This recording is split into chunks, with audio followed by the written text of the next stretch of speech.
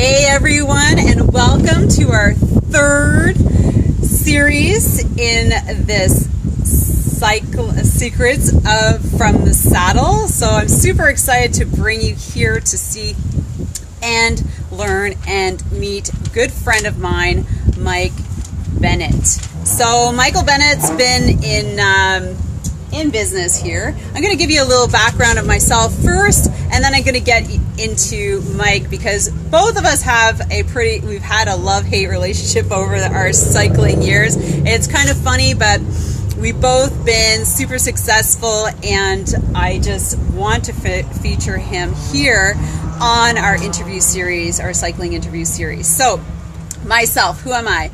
I am Sylvie. I'm here in Ottawa. I live in Chelsea, Quebec, Canada, and my cycling background started way back in 2000.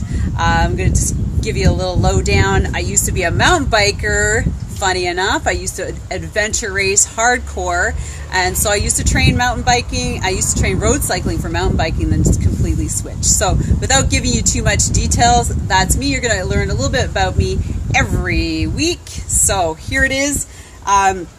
I used to be a team captain and a team manager and a team coach, not all at the same time, for my women's only cycling club here in Ottawa back 2005 to 2013. Some of the best cycling racing years of my life. I learned so much, and that's why I love coming back and giving back to you guys in this cycling series. So 8 years of cycling, level 3 national cycling performance coach, personal trainer, founder and lead coach of one of Canada's largest women's only cycling club here, CycleFit Chicks.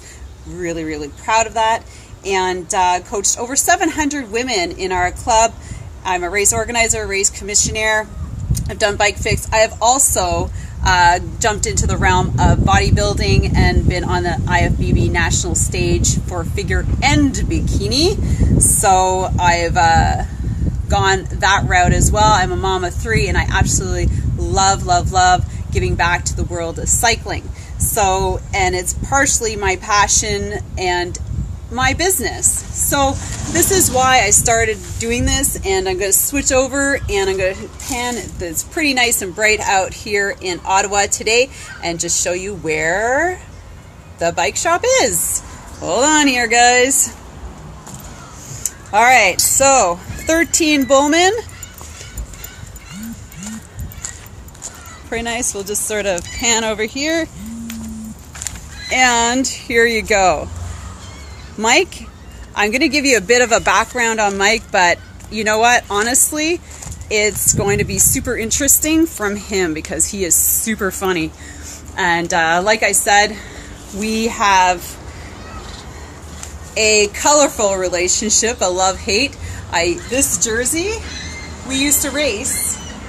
You can see on our sleeve for Eurosport, or in conjunction with Eurosport. One of the best years.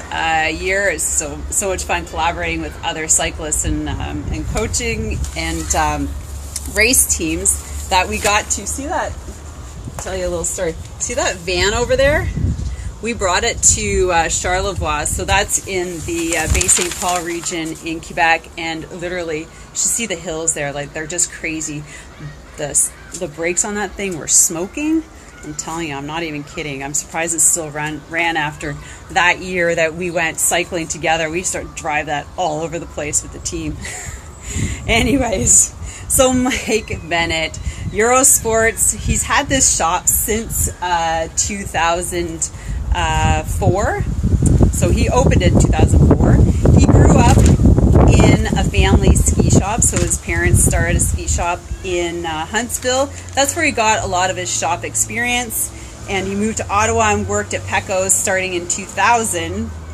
Started Eurosports in 2004, started designing frames back when he was 16 in 92, and that's what led him to this business. I'm so excited to bring this to you because Mike, I find, is a real pioneer of this business because he started from the ground up. He's going to tell you all about his hardships and how he got into starting a bike shop on his own, designing his own frames that tons of people ride on around here, and also getting into something very special. We'll bring that to you later. So let's go see Mike. He promised me he's going to clean his shop. All right, everybody, let's come in here. So I'm just going to give you a little pan of this area. You know, a bike shop doesn't need to have a whole lot of stuff in here. All it needs is the essentials. Bikes, maybe some saddles, some shoes, bike wheels, very important, some minor accessories, and some little essentials. And there you go. His fleet of bikes that are currently for sale. All right, everybody, are you ready to meet Mike? Here we go. Hi, Mike. I have seen this guy behind this desk like for the last 10 years. I've known Mike since we started. I'll tell you, this is going to be fun here. So I've known Mike, and I met him when he was at Pecco's in 2000 when I was adventure racing, and my first mountain bike came from that shop, which was, I really loved it. And so that's where I came to know Mike. So we've known each other for a long time. I was saying that we have a colorful love-hate relationship over the years. Which is usually had a good business relationship. But we've come back and actually liked each other after hating each other and then liking each other.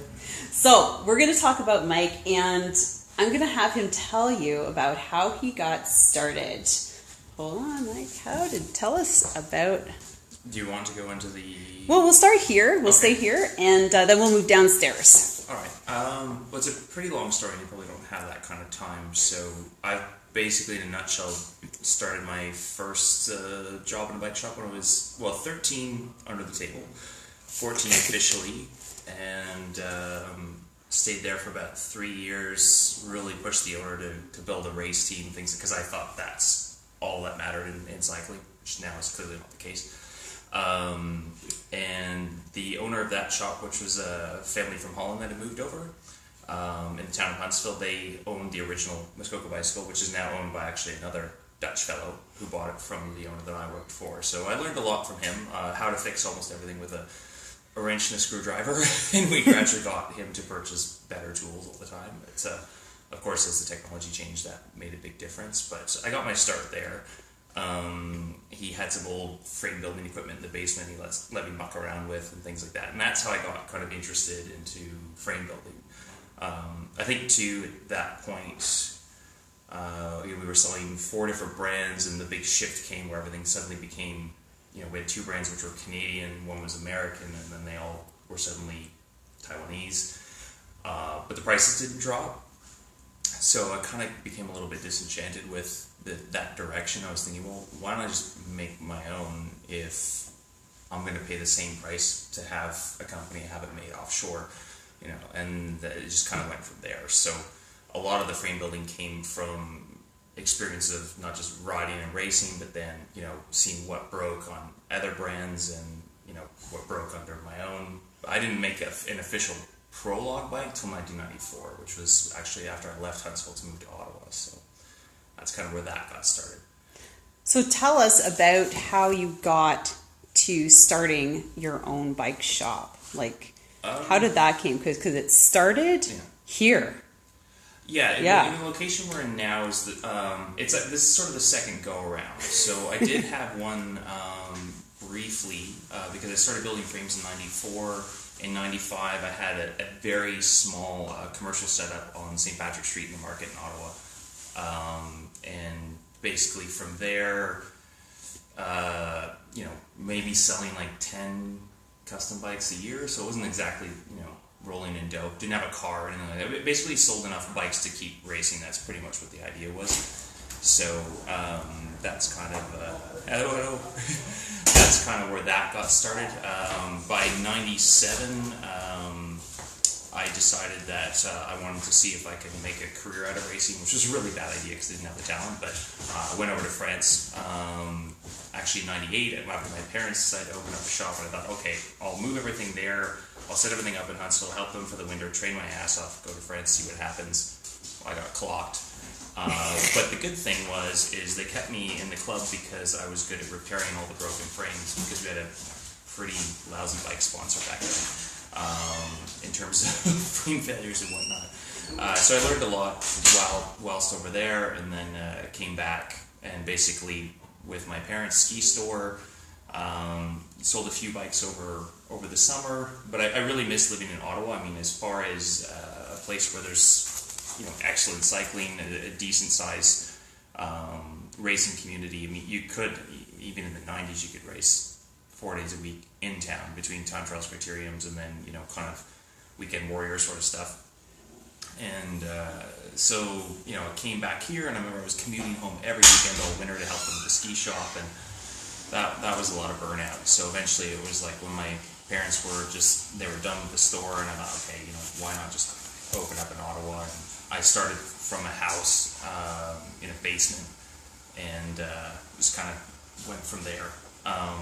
Met a man who actually had family, one of which the child, well, he's not a child anymore, so the young guy was a cadet when we met him, and now he's the current national champion. So that family bought a building which allowed me to kind of move in and get rolling, which is the building we're currently in today, under different ownership now, but at the time it was a good jump start. It was a hell of a lot of work. We had to come in and gut the whole building, so I was learning about construction while doing it, and then trying to get the shop ready and everything else. So it just made more sense. If you're going to try and create a bike brand, you need some place to showcase it. So that's how we ended up here at 13 Bullman. So. Yeah, I remember those days, and that guy, remember I was telling you guys about how we used to take that van to bike races? Well, that guy was one of the group that was with us. We used to all drive together to races, and so it was super fun. And Mike, I would say, is like a pioneer, like I said, just getting a lot of people started, because he was actually, when we liked each other, was a star. And I say that with lots of love. He started my bike club out, my bike team out in 2005, with a little bit of sponsorship and with bike. I used to ride a Prologue. I liked it. Then I had to give it back. Somebody else started riding it. But anyways. That's how it works, though. I know that's how it works. But so now you started in this location where, because you said you come back. So like moving into, those key hardships over the 10 years. Well, I'm going to say 10 years because I've known you almost 20, but, and I know you've biked. So where did you go from it? You've been somewhere, you came back. Like, where are the things that you've really had a hard time with? I think a lot of it was just kind of getting started. I mean, I spent, a year in England, I spent a year in Australia, and always kind of thinking, well, maybe I'll just drift away from the bike industry, but I always ended up either working in a shop or working for a company or doing design work. When I came back to Ottawa in 2004, it was just like, okay, I'm 29, I can't fart around anymore, I have to buckle down and do something. The 30s. Yeah, they do that and too. I still raced, and even managed to get an elite license, God knows how. I think they give those out. Yeah, you can buy your way in. I didn't do much with it other than participate and get shot at the back. But I was useful for driving as a cyclist around that were much better than I was. So that was fine. But I think it was just one of those things where I had to take a chance, and being 29, I thought, well, why not give it a go? Interestingly enough, the cycling club came before the store, so by the time the store actually opened, we already had a pretty solid customer base. So the first year was pretty difficult. We started with, I think, 12 people, and by the end of the year we were down to 6, and then the next year it was 60, and I don't know what happened. It was just, I think growth of the sport in general, I mean, this is, dare we say, this is the Lance era, so everybody and their grandmother thought cycling was cool.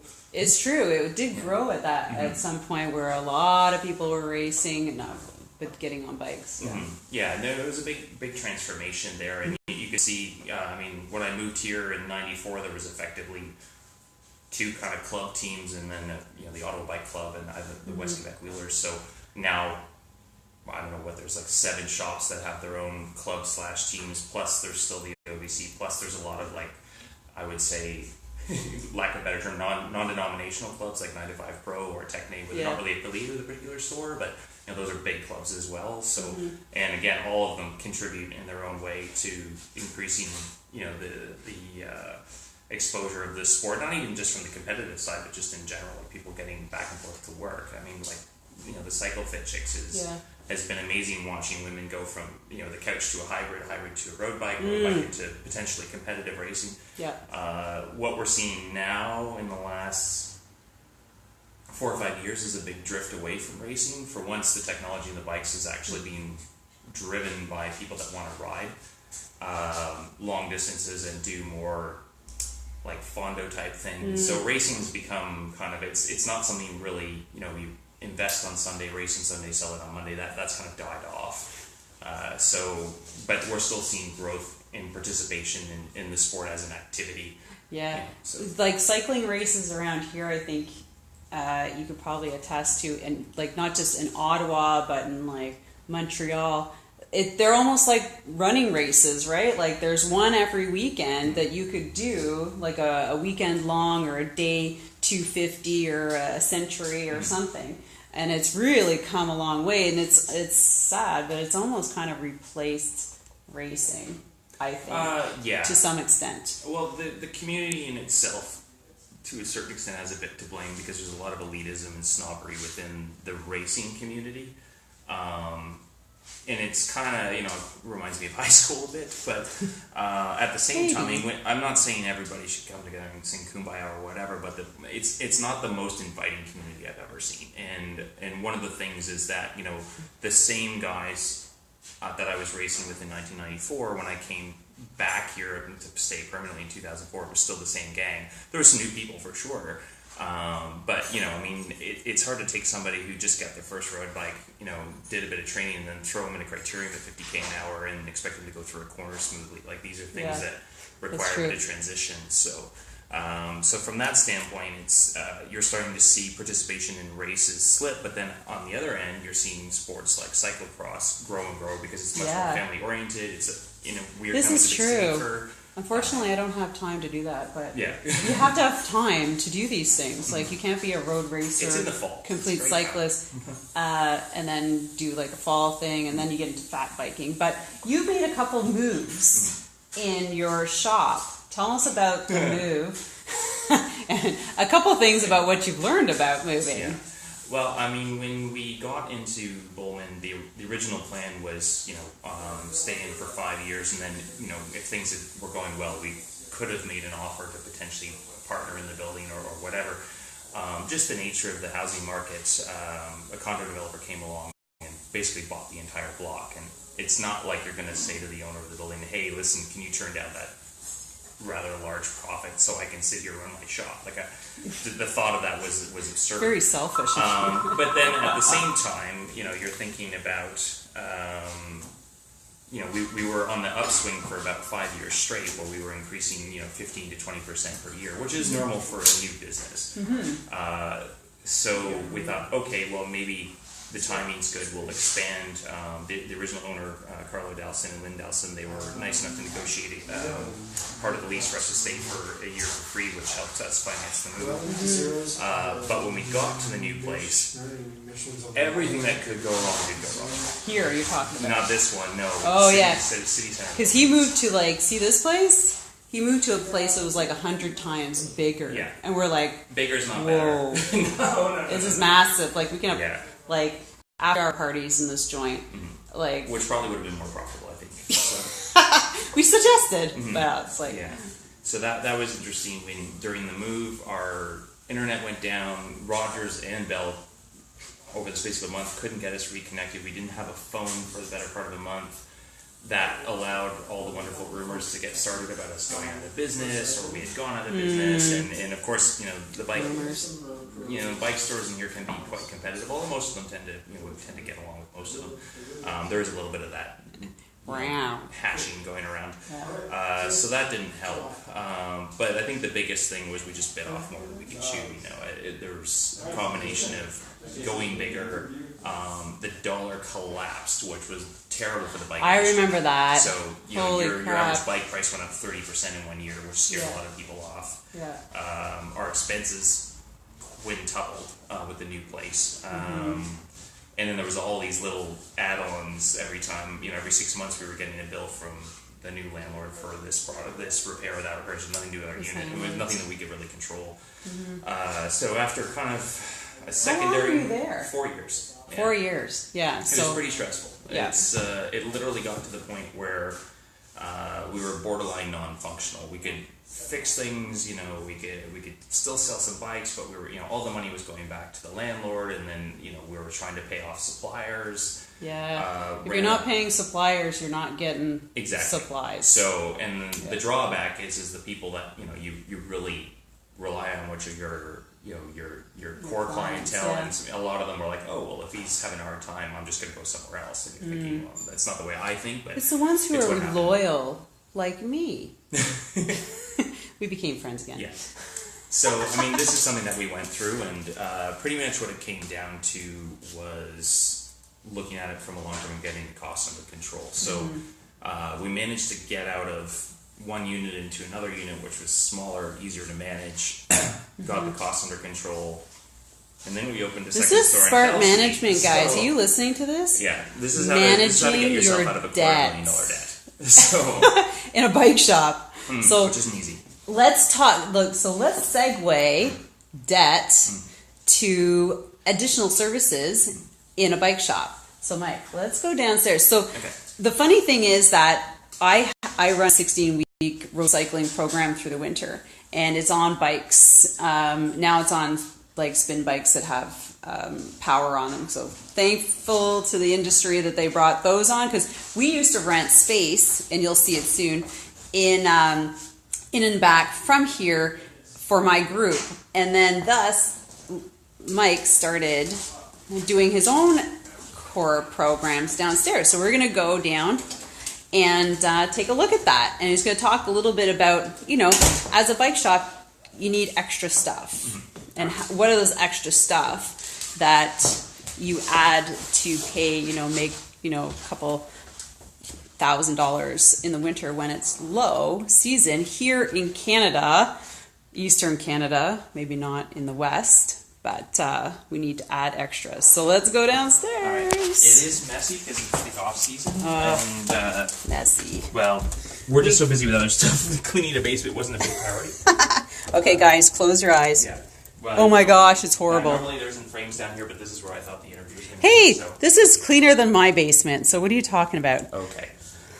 So pretty much one of the things that we actually originally developed in this shop when we first opened was the tax training center. So over the years, they've gone through many iterations of their own system, but it was one of the first ones that the person could come in, bring their own bike, put it on a trainer, have all the power readings, have the resistance adjusted based on those power readings, and have a coach that sort of designed them and go through everything. At the time, it was he's actually one of the highest ranked coaches in Ottawa, which is Jim Glover. So, and he was the one that designed the original program. We've modified it since, along with him, over the years. So obviously, so I want to give credit where credit's due. I do have my level 2 coaching. Sylvie's got her level 3, so she's way up on me. And I don't have time to coach anyone. I'm more old school, like go out and just ride. I like to think he got this idea from me having my program in his garage when people actually had their own bikes on trainers, like plain trainers. Yes and no. This was originally kind of cool. It was sort of that's what we did for a couple seasons. Yeah. So, but he's got like power, and that's the difference, right? If you want to train seriously, power is the way to go. And it's developed a lot over the years. I mean, initially, we're still using a trainer road style program, which is provided through tax, although we're modifying that this year. They're Zwift compatible. You can ride videos in France and Italy, Spain, whatever. So when we first started initially, people would just kind of come in and use it, and that, although that was kind of fine, there was no consistency with it. And I remember when you had gone back to spinning, we're like, okay, well, we'll see how it goes. And I think the first 5 years we had complete sell-through. Yeah. And actually, oddly enough, last year we had complete sell-through, which was really weird after a couple of years where there's a couple of nights where you have 3 or 4 or 5 spaces available. So that's been pretty consistent. But I mean, at the same time, we sort of realized with the onset of Zwift and TrainerRoad, people do tend to kind of, not that they want to stay home, but they tend to have that option now because there's so many smart trainers available. So, but I expect this year, same thing, we might have an 80% sell-through. But our Nordic business has just taken off in the last 3 years, and so that keeps us busy as well. So yeah, and that's something that, I've had a background in Nordic skiing since I was 13 years of age, so it's not, I'm not putting skis on the wall to pay for lunch kind of thing. Like, everybody that works here actually skis, which is more than I can say for some shops. But keep it clean, Mike. No. I consider in the Nordic business there are, to me, there's 3 really good shops in town. You've got Fresh Air, which has been around forever. Cyclery has some good staff, and Greg Christie's. If I'm forgetting anybody, I'm sorry. But those are the ones that we consider our competition. Maybe they think the same. We'll see.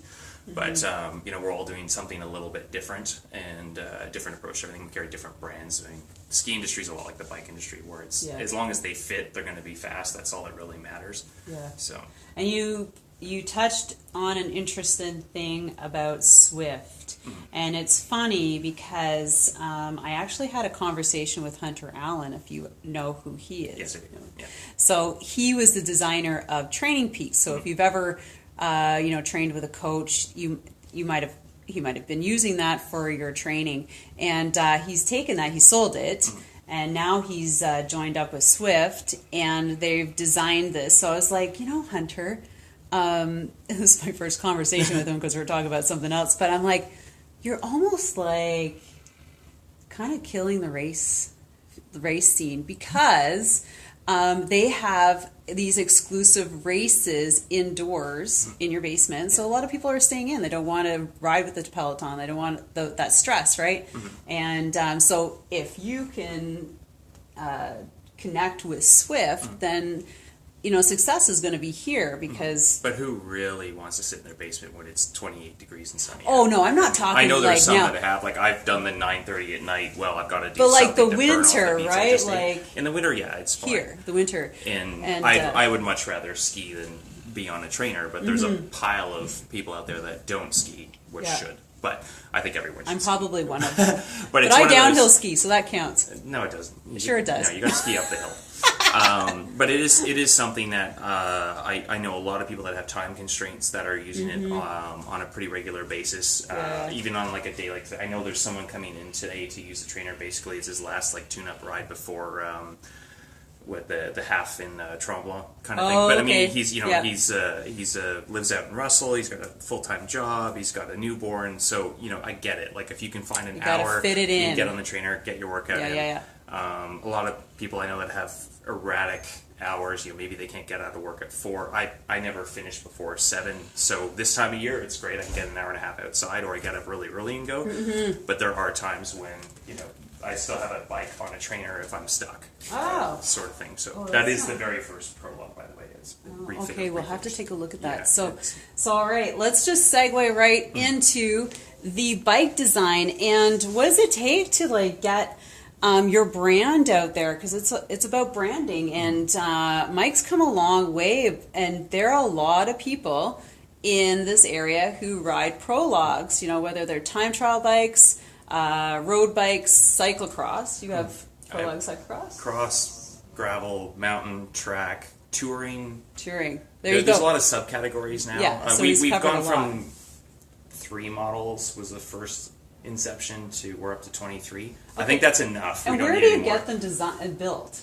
Well, the design work's all done here. So we actually have 2 industrial designers that work for us now. So David Belinky and Kenneth Bluen, both guys that have with David Belinky, excuse me, down, has a wealth of knowledge and experience on bikes. So when you're taking someone from that background in putting them in charge of different design work. I mean, this is stuff that I've done on my own. They just clarify things. Yeah. But it's nice having a different perspective, especially somebody with a formalized education. My design work was basically teaching myself how to use AutoCAD and then going from there. As before, I built frames. Right. When I had to become a designer, when everything went aluminum and then titanium, carbon fiber. Like, does this work? Yeah. Is it the short story on that one is I got really lucky. There was a kid that I went to high school with from Taiwan that was in Huntsville on an exchange program, and he now heads up a prototype factory in Best friends. Yeah, so I happened to go to Taipei one year to a big trade show, kind of curious as to, how do I continue if I can't make like one frame a week by myself. And I happened to run into him, and everything just kind of reconnected. And he says, "Well, we used to do military work," and he was always a big cyclist, so they were working with carbon fiber, and his cousin was literally working with titanium across the road. So their background wasn't a lot like they knew how to build the product, they just didn't know how to design to make it work. So I mean, this is the thing when you have engineers getting into something and they're like, look at this amazing thing we created, but it's not rideable. So nice, which is so you kind of need the combination of the two. And I mean, there are companies that brag about, we're the first company that's only has ever used engineering. And you're kind of like, really, okay, you're saying that nobody's ever engineered a bike before this particular company in 1996. So see, these people you meet in your life are really important. Networking and keeping in touch. So let's look at that bike. Yeah. So this was the. Okay, I'm gonna flip this first around. One that this one's been through a lot. It's on its third Okay, paint that job. that wheel doesn't look. No, this is not from. No, it's just holding up the front end. And right now it's a trainer bike until I build some fancier wheels for it. But I did actually ride this bike all last year, having not been on it since. It's very cool. Yeah, since 2000 or no, God. I would say, well, it was last raced in '98 in France, where it actually I broke the back stays on the cobblestones in a crash. So that's been re-welded and so on and so forth. But I did want to refurbish it. Oddly enough, I ended up selling it to my roommate in Ottawa. I forget what year that would have been. And when I moved back in 2003, he had posted it on Tri-Rudy, and I'm like, don't move, I'm coming over with cash, and I bought it back, and it sat around forever.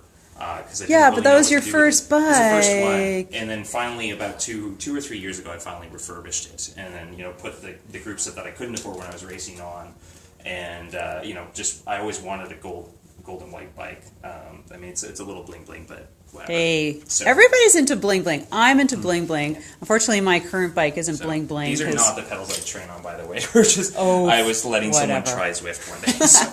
All right, let's talk about some of the frames. So going right into frame design, we'll do it quickly, and then I want to talk about what you're offering, like with regards to services, not services, but your specialty now that you've kind of started. Yeah. And I guess we see a little bit of it here now. I mean, these are just a couple models that we do in different materials. So this is steel, which actually all our steel bikes, although we do the design work, they're actually manufactured in San Francisco. And the titaniums are done in Taiwan. So the titaniums are 100% made to measure, meaning that whatever the client wants, we can do. This is just a basic, not basic, but sort of a standard geometry road bike with more of a horizontal top tube. I wanted to have a classic look. Okay, I have a question. Sure. Everybody's going to want to know. How much does it cost? Oh God. to have my so if I wanted a bike to race or like just as a road bike, but more high-end like racing, how much would it cost to have it like designed for me? I think it's a touchy subject because I mean if I just throw out a number, there's going to be a whole friend, pile of people remember that go, I get the special deal. Yeah, just kidding. So let's just say, for example, I would never spend $3,000 on golf clubs, but there are people that will. Our custom bikes start about $2,800 for an entire bike. So that would That's be... with wheels? That's a whole bike, no pedals, obviously, and that includes, your group everything. So the bars, do I the get right to width. pick my own group set? Yes, you do. Well, within the price point.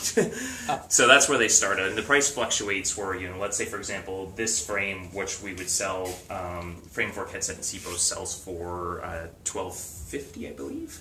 You can have whatever group set you want from Shimano, Campy, or SRAM, and then that adjusts the price. You can also... He deals with Campy. I like him. You can also change the wheels to upgrade to whatever you want. We do have our own carbon component company, and titanium, which is where Rue comes from. Ironically, is actually the town where my ex-girlfriend lives, but I mean, at least she left me with something. So, but I thought it was a good name, and why not? You know, give this town of 400 people some credit. Is that what it's called? Yeah, it's actually pronounced Rue. Rue. So that's in France. It's in France.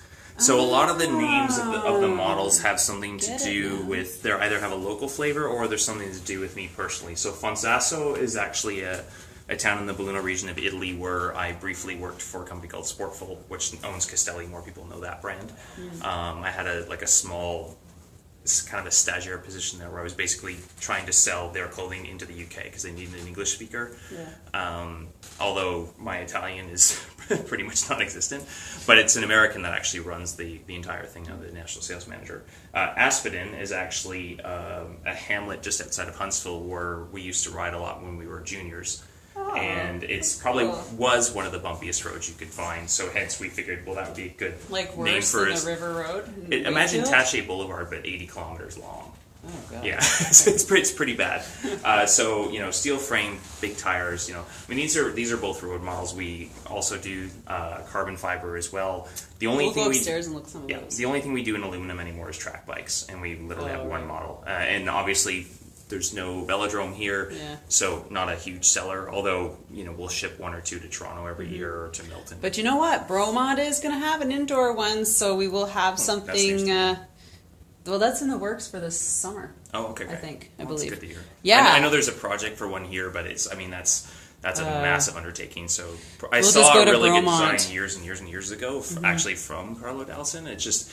Unfortunately, it was one of those things where, to me, made the most sense. But it was just, where do you find the land? Where do you get the investors? It's a big lake. It's no matter what you do, it's a difficult task. So all right, let's go upstairs and just take a quick peek at some of the other models that we have,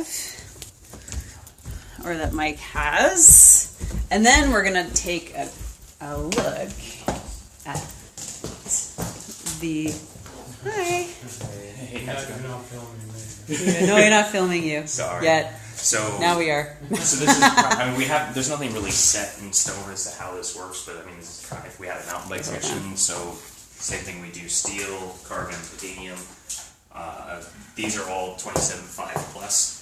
So it's one mountain bike. You can put three sizes of wheels on. Use it as a fat bike in the winter, as a trail bike, or as a cross country racer, depending whether you want to run 29er wheels, 27.5, or 26. Cool. So all three of those are engineered for that. So those fairly popular these days, with everybody kind of flipping around different. Well, the road market's really slowed down. A lot of people that came in this year looking for road bikes ended up buying gravel bikes, which I heard not that. that we roped them into it. We're just asking them, what are you doing? Oh, well, I'm riding for fun. I'm riding with my friends, and I want bigger tires. It's like, well, here we have this gravel bike that's as light as a road bike, but you can put tires that wide on it and be comfortable. So okay, what's a gravel bike? Like one of these would be a gravel bike? No, these are all mountain. So gravel, for example, I don't have one on the floor because they keep selling. I can show you frames. So, I mean, this is a road one, which again with discs now you can run 28 tires. You can run bigger if you want.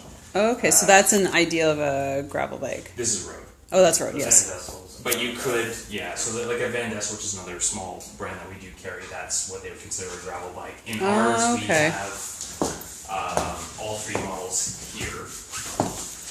So we do a carbon fiber one. So it's basically the clearance. It's clearance and geometry changes. They're a little more slack because you go bombing down a gravel road at 45 km an hour. You don't really want the steering to be moving around. I mean, this frame in itself is actually just shy of 1,000 grams, which is about the weight that you would see on a race bike.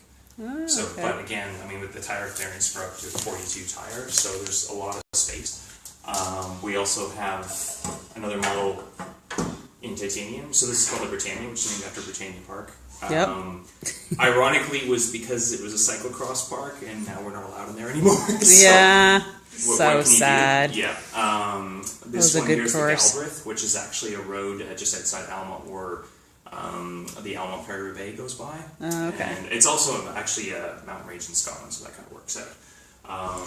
We also do, this is probably the hardest one to pronounce, this is called Valangujar. Valangujar. They're all Prologue, that's the model name. And so that name actually is just outside of a place when I lived in France where I was constantly getting flats and thinking this would be an ideal spot to have a bike with bigger tires. So, and then we even have a that's what we're crossover, gonna do. which is in Newcastle, which is the same idea. It's like a road bike, but you can put bigger tires on, but the geometry is more racy. So it's like something different to one. Like, I think they're looking at this one. And I called it the Newcastle because it's my favorite soccer team. So since birth, all right. pretty much. Are you watching soccer? Yeah. Okay, well, let's not get into that. England's doing okay, but I mean, we'll see. There's always It's a loaded question. Yeah, well, and we're not talking about soccer right now. Newcastle fans like being elite shit. It's always disappointing. So the other things that we also do. Oh yeah, the are wheels. company, so I have 2 sets of his wheels. So we started these in 2007.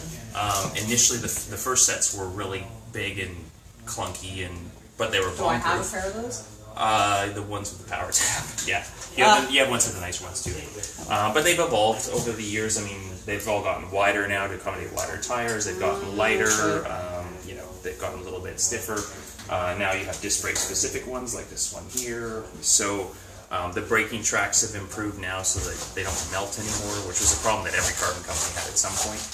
Yeah. So, but the nice part with the more and more people buying disc brakes for road bikes is that you have a large clientele that will buy a very high-end bike. They'll want a high-end set of wheels. And then they'll go to France and bomb down Alpe d'Huez and wonder why everything matches. Oh yeah, we can do that too. Everything is a matchy-matchy. Yeah. It's one of the advantages of having your own vinyl cutter plus paint room. And vinyl cutter. Yeah. That's another thing. He does his own stuff. Like, stuff. Great. Yeah. Reconnect. Okay, here we go. It may cut out in the paint room, I should warn you. Okay, well, we'll see. Maybe we'll see how it goes. Okay. Okay, so this is actually Mike's, what he specializes in, or what he started going into, is design, paint jobs. Yeah, this started in 2008. Just a second, I don't know if you have any cool paint jobs in here. Because he had one that looked like a zebra, not a zebra, a giraffe. Yeah, he doesn't have any like funky ones. Just the one up in there. front. Okay, hold on. I just want to show you. So you can come in with your own design. Oh, this is the one. Hey, how you doing? I know. I got jewelry on. But it's different. This is Drew. He's a local legend. I know. Just a second. This is Drew. He does a lot of amazing paints. Yeah, like there's a difference between somebody who paints bikes and an actual artist. Yeah, is that the one yours right on behind the... No, that one's good. What do you mean that one's good? Anyways, this is a paint job as an idea. I don't know whose this is. Or it's just for stock. I painted it yellow and I thought it would look better orange, so I just taped off part of it. Sometimes so we're going to go and see how much we can see in the paint shop, just if our Wi-Fi cuts out. Okay. And then we won't go in there too much and we'll just finish it up.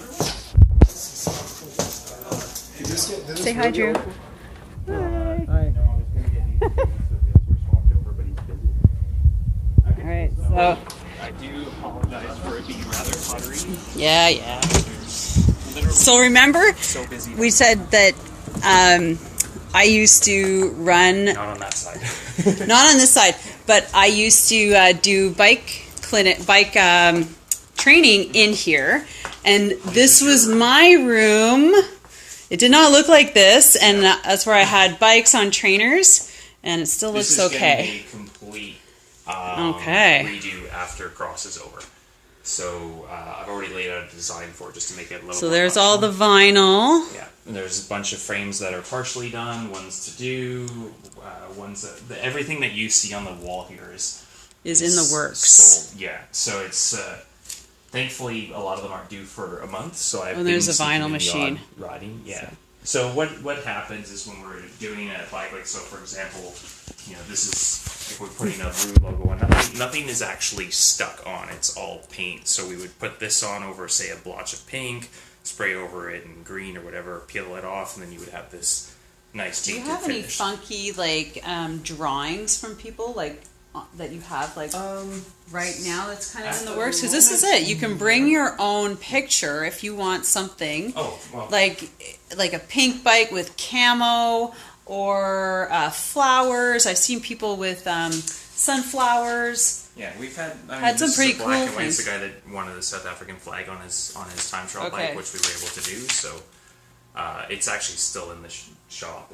Okay, See how so it kinda that's works. kind of a Yeah. rough drawing. Yeah. So, like, you can bring anything in and have it painted on his PROLOGUE bike, right? You can't bring your bike in and have it No, painted. we do a little bit of restoration work in the winter, but I basically kind of keep it to, you know, Yeah, your older own stock brand. Italian brands. Like, well, we're redoing a Collego right now, and Okay. we're redoing a Pinarello. Okay. But these are You like can, classic those ones. steel ones. Yeah, but I don't like if someone comes in here with like a Like, if I brought my Specialized in, you probably wouldn't. no. I really like it it's painted. not a snobbery thing. It's just we just don't have the time. We're so busy Can with you our just own. paint white over, like, all the scrapes and everything? You know, we've had a lot Never of buy a questions white about- bike. Actually, I Yeah. got it as a demo bike, and it was just so awesome that I had to buy it, and it was white. Yeah, I guess the biggest thing with touch-ups is people don't realize how much work there is. So, and then they get insulted when you tell them how expensive it is, and then anyway, it's one of those things where it's not a rattle can. You can just spray it on. I mean, you just have to sand out every little scratch down to the frame, reapply the base coats, reapply the clear coats. I was one of polish those people. inserts. What do you mean you can't just, like... Yeah, we've buff had a it, few, like- and we, you know, we're trying to be nice about it. Oh, some people get really irate, and oh, you're a rip-off artist. It's like, well, I would like you to try it and then see. So at some point, we'll make a video of the process so people understand how much it goes through. But as an Yeah. example, like a carbon frame, we'll take this as our Chicharro, which is a road model. So this is how it comes from the factory. It's actually clear coated beforehand to protect it in travel. Then we literally spend about 2 hours hand sanding it right back down to the natural carbon. From there, it has about 3 to 4 layers of adhesion promoter, which keeps the paint from flaking off because it's basically plastic. Then you have layers of black, then layers of white, and then you can start Oh, your design. wow. So the minimum, let's say if you had Who a knew? red bike with white decals, it's Yeah. still going to be 5 hours work. So what's, like, a start to finish kind of bike? Like 10 hours? Depends. We did a digital camo on a gravel bike, which is on our Instagram and our Facebook page. It's a Oh, multi-layered Instagram. paint. What's Yeah. your Instagram?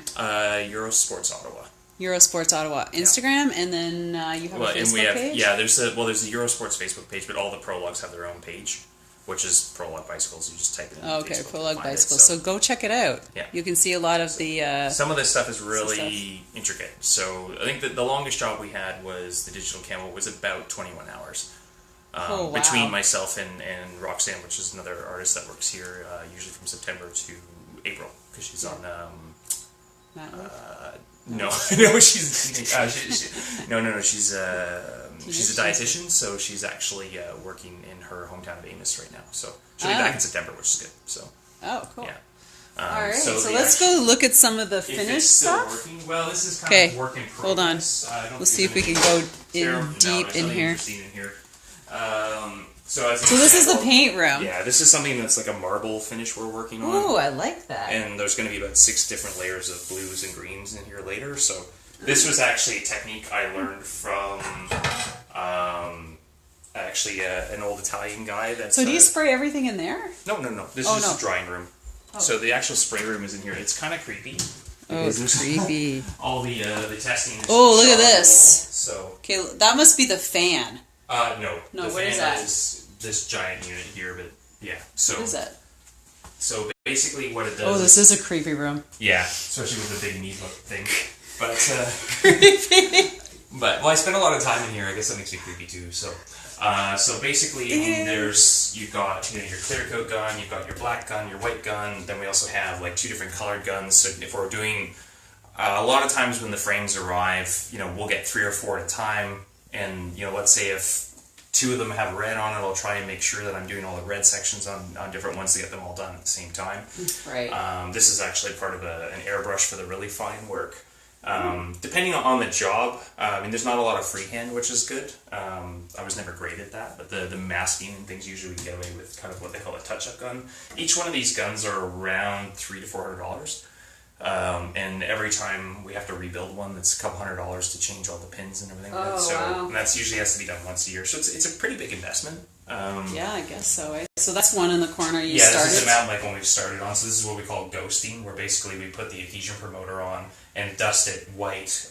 This one's actually going to be, this is for a member of the Techne cycling team, and it's going to be painted to match his jersey, which this year is all orange with kind of like these kind of neat purple diamonds on it, and then blue writing. So Ooh, so when do you think that one's going to be ready? probably after the weekend. It's really? Some of the hard jobs I do on Sundays when I know I don't have to answer the phone or check emails because it's just easier. He doesn't to have a concentrate. life. I do. Just You it's a choose balance. to Yeah. hang out in the room. So In the room. yeah, well, I mean, World Cup's on. I can listen to that in the background. Yes, so. that's true. You can bring your that bathroom used to be so Yeah. nice. Again, So this is this sort right of now this is just like storage for repairs, and just unfortunately the bike industry hasn't figured out how to get around cardboard boxes yet. So well, everything yeah, comes like cardboard. what's your other option? Well, we just take it to the recycling place. That's all we can do. Oh. So, I mean, it's again one of those things where we're redoing the roof or the ceiling in this room and the other room in September. So it's just unfortunately right now we're at high time, so we can't really afford to be doing renos in the middle of peak season. Of course not. So, This is like a winter job. yeah, Right, when and it's by that really point quiet. you're so tired, you're kind of like, I know, you need it. When do you take a vacation? it's been a while. Do you take vacation? Sometimes, Vacation. but it's never more than a day or two. So, like, go home for Christmas or something like that. Oh my God. mom's I'll watching. give you She's going to be like, "Well, what happened this year?" some So, All right. Well, this has been amazing, guys. So please, if you have questions for Mike, put them in the comments below. If you want to give kudos because this is a lot of work to get started. So since 2004, you started your business. and in this building since 2008. So. Yeah, since 2008. And so, you know what? This business isn't as easy as you think. But Mike has been around. He's, made it past the 5-year mark, and he keeps on going, and he's got something really special here that, please share this video. I know it's long, but it has a lot of great content in it. And if you're in the cycling industry, you want to know about some of this stuff. So thanks a lot, everybody. Please mark comments, please share, and we'll see you back next week. I have no idea who we're going to have yet, but I have a list of people who are in the works, and I will bring you somebody special. Take care and have an amazing week.